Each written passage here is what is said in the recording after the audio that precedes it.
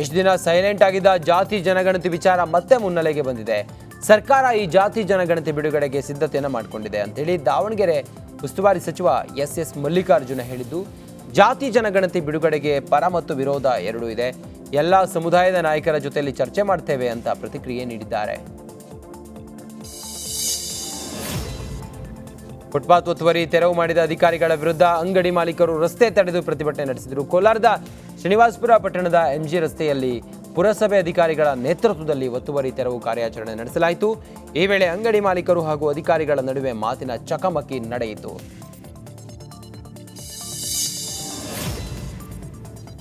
ಚಿಕ್ಕಮಗಳೂರು ತರೀಕೆರೆ ತಾಲೂಕಿನ ಕೆಂಚಾಪುರದಲ್ಲಿ ಬೈಕ್ ಸವಾರರು ಪುಂಡಾಟವನ್ನು ಮೆರೆದಿದ್ದಾರೆ. ಸೈರನ್ ಹಾಕಿ ಹಾರನ್ ಮಾಡಿದ್ರು. ಆಂಬ್ಯುಲೆನ್ಸ್ಗೆ ದಾರಿ ಬಿಡದೆ ತೊಂದರೆ ಕೊಟ್ಟಿದ್ದಾರೆ.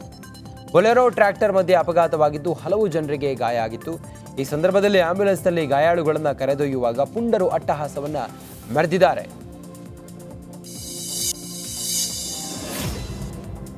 ರಾಜ್ಯದಲ್ಲಿ ಚನ್ನಪಟ್ಟಣ ಹೈವೋಲ್ಟೇಜ್ ಕಣವಾಗಿ ಬದಲಾಗ್ತಾ ಇದೆ.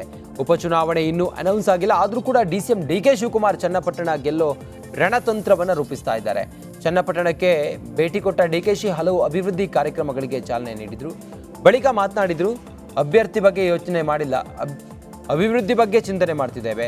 ಇಲ್ಲಿ ನಾನೇ ಅಭ್ಯರ್ಥಿ ಅಂತ ಹೇಳಿ ಕೆಲಸ ಮಾಡಿ ಅಂತ ಕಾರ್ಯಕರ್ತರಿಗೆ ಕರೆ ಕೊಟ್ಟರು. ಕೋಟಿ ರೂಪಾಯಿಯಷ್ಟು ಹೆಚ್ಚು ಈಗ ಹೊಸ ಅನುದಾನಗಳನ್ನು ಮಂಜೂರಾತಿಯನ್ನು ಮಾಡಿದ್ದೇವೆ. ವಿವಿಧ ಇಲಾಖೆಗಳಲ್ಲಿ ಕಾಮಗಾರಿಗಳನ್ನು 5,000 ಮನೆಗಳು ಕೂಡ ಮಾಡಿದ್ದೇವೆ. ಸೊ ಅದೆಲ್ಲ ಹಂಚ್ಕೊಂಡು ಬರ್ತಾಯಿದ್ದೀವಿ. ಒಂದೊಂದು ಪಂಚಾಯತಿಗೆ ಎಷ್ಟೆಷ್ಟು ಯಾರ್ಯಾರು ರಜೆ ಕೇಳಿದ್ರು ಅಂತೇಳಿ ಒಂದು ಪಂಚಾಯತಿಗೆ 100 ಮನೆ, 120 ಮನೆ, 130 ಮನೆ, 70 ಮನೆ ಎಲ್ಲೆಲ್ಲಿ ಡಿಮ್ಯಾಂಡ್ ಇತ್ತು ಆ ಪ್ರಕಾರ ಎಲ್ಲ ಹಂಚ್ಕೊಂಡು ಬರ್ತಾಯಿದ್ದೀವಿ. ಪ್ರತಿ ಪಂಚಾಯತಿಲೂ 2 ಕೋಟಿಯಿಂದ ಹಿಡಿದು 5-6 ಕೋಟಿ ರೂಪಾಯಿವರೆಗೂ ಕೂಡ ಕೆಲಸಗಳನ್ನು ಕೂಡ ತೆಗೆದುಕೊಳ್ತಾ ಇದ್ದೀವಿ. ಇದಲ್ಲದೆ ನೀರಾವರಿ ಇಲಾಖೆಯ ಕಾಲುವೆಗಳನ್ನು ಆಮೇಲೆ ನೀರು ತುಂಬಿಸುವಂಥದ್ದು ಎಲ್ಲ ಭಾಳ ಬೇಡಿಕೆ ಇಟ್ಟಿದ್ದಾರೆ. ಅವೆಲ್ಲ ಕೆಲಸಗಳನ್ನು ಅಟೆಂಡ್ ಮಾಡಿಕೊಂಡು ಬರ್ತಾಯಿದ್ದೀವಿ. ಒಂದಿನ ಆಲೇ ರಾಮಲಿಂಗಾರೆಡ್ಡಿಯವರು ಬೆಳಗ್ಗೆಯಿಂದ ಸಾಯಂಕಾಲದವರೆಗೂ ಅವ್ರು ಡಿಸ್ಟ್ರಿಕ್ಟ್ ಮಿನಿಸ್ಟರ್ ಅವರು ಮಾಡಿದ್ದಾರೆ. ಈಗ ನಾನು ರಾಮಲಿಂಗಾರೆಡ್ಡಿಯವರು ಹೊರಟಿದ್ದೇವೆ. ಒಂದಿನ ಸೈಟ್ಗಳನ್ನ ಬಂದು ಹಂಚಿದ್ದೇವೆ. ಆ ಕೆಲಸ ಕೂಡ ಆಗ್ತಾಯಿದೆ. ಕಲಬುರಗಿ ಜಿಲ್ಲೆಯ ಅಫಜಲ್ಪುರ ತಾಲೂಕಿನ ವಡ್ಡಳ್ಳಿ ಗ್ರಾಮದಲ್ಲಿ ಹಾವೊಂದು ಅಚ್ಚರಿಯನ್ನು ಮೂಡಿಸಿದೆ. ಗ್ರಾಮದ ಪುರಾತನ ದೇಗುಲವಾದ ಪರಮಾನಂದ ದೇವಸ್ಥಾನದಲ್ಲಿ ಶಿವಲಿಂಗದ ಮೇಲೆ ಕಳೆದ 3 ದಿನಗಳಿಂದ ಬಂದು ಕುಳಿತು ಅಚ್ಚರಿಯನ್ನ ಮೂಡಿಸಿದೆ. ಬೆಳಗ್ಗೆ ಶಿವಲಿಂಗದ ಪೂಜೆ ಸಲುವಾಗಿ ಅರ್ಚಕರು ಬಂದಾಗ ಹಾವಿರೋದನ್ನ ಗಮನಿಸಿದ್ದಾರೆ, ಭಯಪಟ್ಟಿದ್ದಾರೆ, ಹಾವನ್ನು ಓಡಿಸಿದ್ದಾರೆ, ಪೂಜೆ ಮಾಡಿದ್ದಾರೆ. ಬಳಿಕ 2ನೇ ದಿನವೂ ಹಾವು ಬಂದು ಅಲ್ಲೇ ಕುಳಿತಿದೆ. 3ನೇ ದಿನವೂ ಕೂಡ ಶಿವಲಿಂಗದ ಮೇಲೆ ಹಾವು ಕೂತಿದ್ದು ಅಚ್ಚರಿಗೆ ಕಾರಣವಾಗಿದೆ. ಬಂದ್ ಮಾಡ್ರಿ ಸಾಕು ಬಿಡಿ. ಮಂದಿ ತೋರೆಲ್ಲ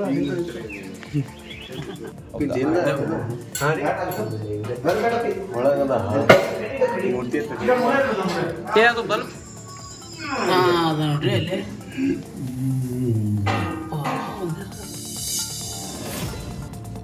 14 ವರ್ಷದ ಬಳಿಕ ಶಾಸಕ ಜನಾರ್ದನ್ ರೆಡ್ಡಿ ತವರೂರು ಬಳ್ಳಾರಿಗೆ ಆಗಮಿಸಿದ್ದಾರೆ. ಈ ವೇಳೆ ಕೂಡ್ಲಿಗಿ ತಾಲೂಕಿಗೂ ಭೇಟಿ ನೀಡಿದ್ದಾರೆ. ಕೊತ್ತಲಾಂಜನೇಯ ದೇಗುಲದಲ್ಲಿ ವಿಶೇಷ ಪೂಜೆಯನ್ನು ಮಾಡಿದ್ದಾರೆ. ಬಳಿಕ ರಾಜ್ಯ ಬಿಜೆಪಿ ಎಸ್ಟಿ ಮೋರ್ಚಾ ಅಧ್ಯಕ್ಷರು ಆಗಿರೋ ಬಂಗಾರು ಹನುಮಂತ ಮನೆಯಲ್ಲಿ ಹೋಳಿಗೆ ತುಪ್ಪದ ಊಟ ಸವಿದರು.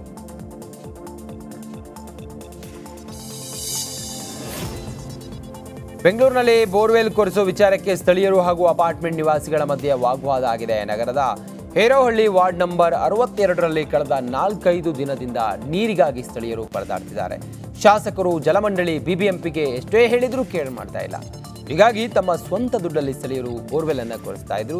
ಅನುಮತಿ ಇಲ್ಲದೆ ಕೊರೆಸುವ ಹಾಗಿಲ್ಲ ಅಂತ ಹೇಳಿ ಅಪಾರ್ಟ್ಮೆಂಟ್ ನಿವಾಸಿಗಳು ಕಿರಿಕ್ ಮಾಡಿದ್ದಾರೆ.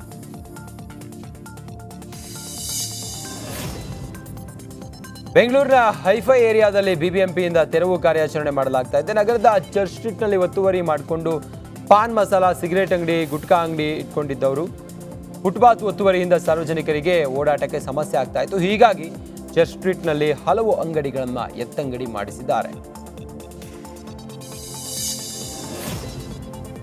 ಬೆಂಗಳೂರು ತಲಘಟ್ಟಪುರ ಠಾಣೆ ವ್ಯಾಪ್ತಿಯಲ್ಲಿ ಅಪ್ರಾಪ್ತ ಬಾಲಕ ವೀಲಿಂಗ್ ಮಾಡಿದ್ದ ಎಂದು ಅವರ ಪೋಷಕರ ವಿರುದ್ಧ ಎಫ್ಐಆರ್ ದಾಖಲಾಗಿದೆ. ಅಪ್ರಾಪ್ತ ಬಾಲಕ ವೀಲಿಂಗ್ ಮಾಡಿ ಇನ್ಸ್ಟಾದಲ್ಲಿ ಅಪ್ಲೋಡ್ ಮಾಡಿದ್ದನು. ತಲಘಟ್ಟಪುರ ಪೊಲೀಸರು ಬೈಕ್ ಅನ್ನು ಸೀಸ್ ಮಾಡಿ ಕೇಸನ್ನು ದಾಖಲಿಸಿಕೊಂಡಿದ್ದಾರೆ. ಇನ್ನು ಪೋಷಕರ ವಿರುದ್ಧವೂ ಕೂಡ ಜೆಜೆ ಆಕ್ಟ್ ಅಡಿ ಪ್ರತ್ಯೇಕ ಎಫ್ಐಆರ್ ದಾಖಲಿಸಿದ್ದಾರೆ.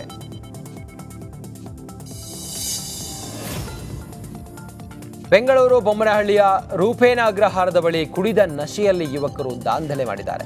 ಡೆಲಿವರಿ ಬಾಯ್ ಜೊತೆಗೆ ಯುವಕ ರಸ್ತೆ ತುಂಬಾ ಓಡಾಟ ಮಾಡ್ತಾ ಪುಂಡಾಟವನ್ನು ಮೆರೆದಿದ್ದಾನೆ. ತಡರಾತ್ರಿ 1:30 ಸುಮಾರಿಗೆ 1:15 ಗಂಟೆ ಸುಮಾರಿಗೆ ಈ ಘಟನೆ ನಡೆದಿದ್ದು, ಸ್ಥಳೀಯರು ಮೊಬೈಲ್ನಲ್ಲಿ ವಿಡಿಯೋವನ್ನು ಸೆರೆ ಹಿಡಿದಿದ್ದಾರೆ.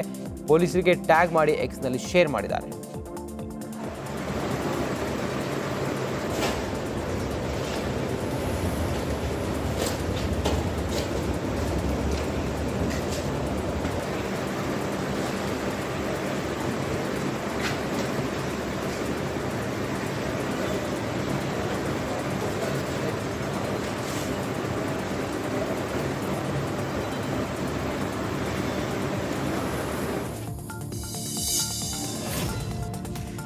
ಬೀದರ್ನಲ್ಲಿ ಅತಿಥಿ ಉಪನ್ಯಾಸಕರ ಬೇಡಿಕೆಗೆ ಸ್ಪಂದಿಸದ ಸರ್ಕಾರದ ವಿರುದ್ಧ ಆಕ್ರೋಶ ವ್ಯಕ್ತವಾಗಿದೆ.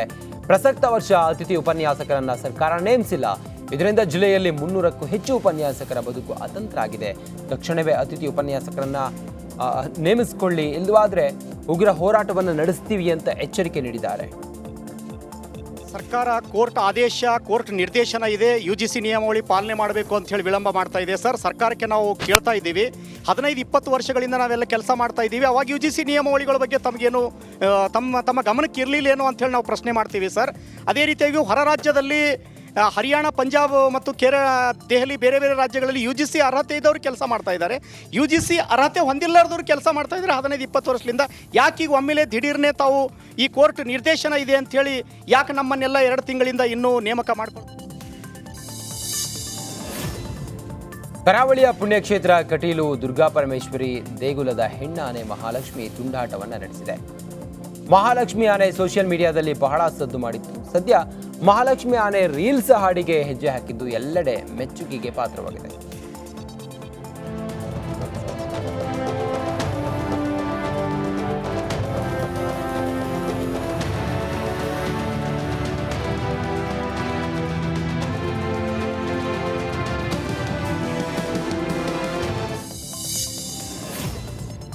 ಮೈಸೂರು ಜಿಲ್ಲೆ HD ಕೋಟೆಯಲ್ಲಿ ಸಾಕು ಪ್ರಾಣಿಗಳ ಮೇಲೆ ದಾಳಿ ಮಾಡಿ ಆತಂಕ ಸೃಷ್ಟಿ ಮಾಡಿದ್ದ ಚಿರತೆಯನ್ನ ಕೊನೆಗೂ ಸೆರೆ ಹಿಡಿದಿದ್ದಾರೆ. ಚಿರತೆ ಉಪಟಳ ತಪ್ಪಿಸುವಂತೆ ಅರಣ್ಯ ಇಲಾಖೆ ಸಿಬ್ಬಂದಿಗೆ ಗ್ರಾಮಸ್ಥರು ಮನವಿ ಮಾಡಿದ್ರು. ಚಿರತೆ ಚಲನವಲನವನ್ನು ಗಮನಿಸಿ HD ಕೋಟೆಯ ಹೌಸಿಂಗ್ ಬೋರ್ಡ್ ಬಳಿ ಜಮೀನಿನಲ್ಲಿ ಚಿರತೆ ಸೆರೆಗೆ ಬೋನ್ ಇಡಲಾಗಿತ್ತು. ಬೋನ್ನಲ್ಲಿ ನಾಯಿಯನ್ನು ಭಕ್ಷಿಸಲು ಬಂದ ಚಿರತೆ ಸೆರೆ ಸಿಕ್ಕಿದೆ.